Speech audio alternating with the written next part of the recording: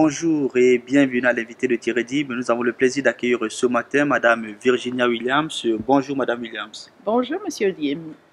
Vous êtes executive coach et vous êtes spécialisée dans l'accompagnement des managers qui viennent de prendre des fonctions. Est-ce que ces personnes, aujourd'hui, quand on prend une nouvelle fonction, ces personnes ont besoin d'être accompagnées?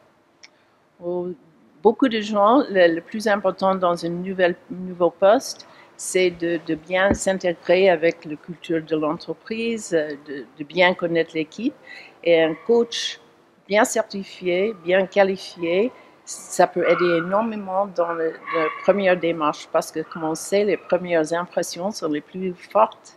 Donc, assez souvent, je suis appelée pour aider un nouveau cadre supérieur qui reprit un poste, pour les aider à mieux démarrer dans le poste.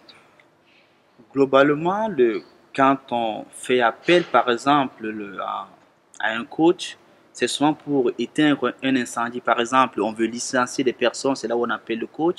Est-ce que quelque part, le coaching ne se limite pas, ne se confine pas à un rôle de sapeur-pompier? Ah, question intéressante, Sapier. D'habitude, maintenant, c'est plus comme ça. Il y a 10-15 ans, quand le coaching était moins connu, moins répandu en Suisse, c'était un peu ça. On était appelé au dernier moment pour sauver un employé ou un manager.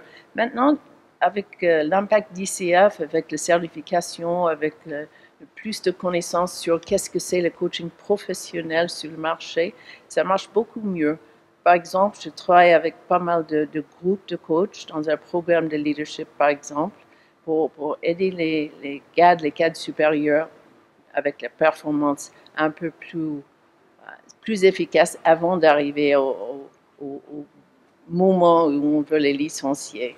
Alors, quand on préparait cette interview, vous m'avez dit qu'il y avait une corrélation entre, d'un côté, la performance d'une entreprise et de l'autre côté, le coaching. Comment cela se caractérise-t-il réellement? Donc, une des choses à faire avec un vrai programme de coaching qui est intégré dans une entreprise ou une organisation, c'est que ça soit lié avec la stratégie, avec la culture de l'entreprise. Donc, dans le cadre du coaching, moi, je sais tout sur la stratégie et les employés aussi. Donc, c'est une démarche de souder une équipe sur la stratégie de l'entreprise en même temps d'aider la communication, de résoudre les conflits avant qu'ils démarrent, avant qu'il y ait un feu. Donc, c'est un peu ça. Est-ce que c'est aussi dans ce cadre, par exemple, que une organisation telle que l'ICF a mis en place le Prism Award? Ah, le Prism Award, merci de mentionner. Ça s'est démarré en 1997 au Canada.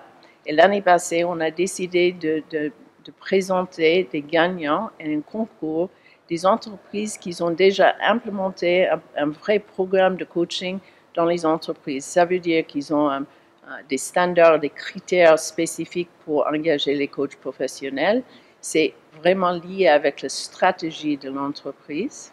Ils ont mesuré l'impact du coaching sur quel un nombre de critères et aussi de faire le programme vivant dans l'entreprise, que ça survive après la première intervention.